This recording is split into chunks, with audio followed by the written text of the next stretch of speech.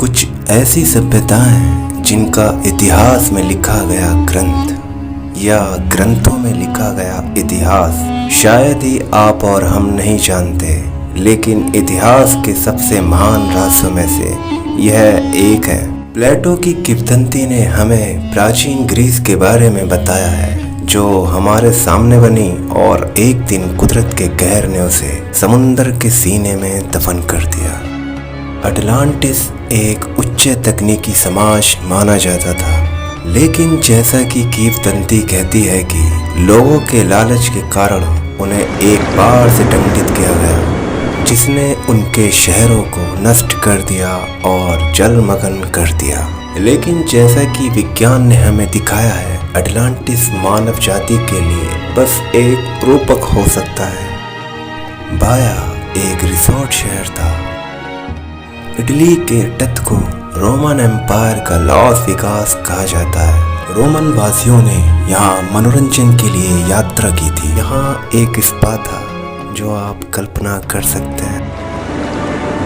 हम scuba driving की मदद से समुद्र में डूबे पूरे शहर को देख सकते हैं। आप टूटे हुए मंदिर को देख सकते हैं और पूरी तरह से संरक्षित शानदार उनकी मूर्तिकला और इमारतों को देख सकते हैं। समुद्र के तट के तल पर अच्छी तरह से संरक्षित कॉलम और चूना पत्थर के कई फर्शों को देख सकते हैं और काई से ढके शास्त्रीय ग्रीक का संग्रहालय देख सकते हैं और हरकुलियन की मूर्तियाँ। लकास के संरक्षित स्नानघर को देख सकते हैं। यहाँ उनके संगमरमर के बने फर्श, जो काले और सफ़ेद रंग के उनके द्वारा बनाई गई आश्चर्यजनक आकृतियाँ, और इसके नीचे एक प्रोफेन विला इटावली शैली के घर हैं। इसके थोड़ा आगे जाने पर आप पोर्टस जूलियस की एक दहती हुई दीवार को देख सकते हैं। बहुरंगी मोज़ाइक देखने में बहुत अच्छे हैं। आपको उनकी नारंगी, नीली और हरी टाइलें दिखाई देंगी।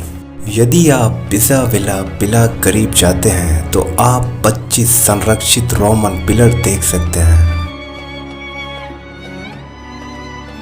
शहर एक प्राकृतिक ज्वालामुखी के किनारे पर स्थित था। रोमन सम्राट के लोग वहां अच्छा समय बिताने के लिए गए थे।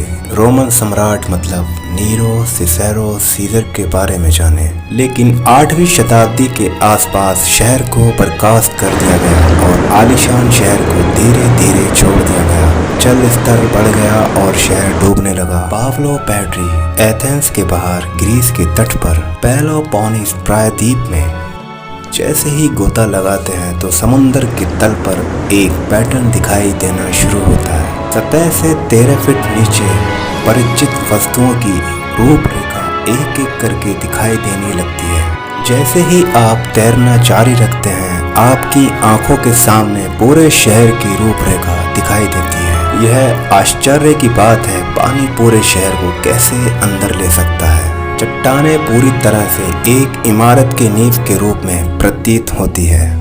निकोलस ग्रीस में छुट्टी पर एक ब्रिटिश समुद्री विज्ञानी फ्लेमिंग था। इसी व्यक्ति ने पावलो पैट्री की खोज की थी। वह समुद्र तल का दस्तावेजीकरण कर रहा था। कलाकृतियों को टीम ने बर्तनों के भंडारण के जहाजों और औजारों से भरी साइट को एक कतार और पत्थर के रूप में पाया गया। उदाहरण के लिए अनाज पीसने और उनसे आटा बदलने के लिए इस्तेमाल किए जाने वाला उपकरण। कई उपकरण जो पाए गए यह संकेत देते हैं कि यह समझौता कांस्य युग का है। 5500 साल पहले जब लोग कस्बों में रहने लगे थे, तो माना जाता है कि यह बस्ती 2400 से अधिक वर्षों तक चली थी। पावलो पैट्री को आज तक का चौथा सबसे पुराना जलमग्न शहर माना जाता है।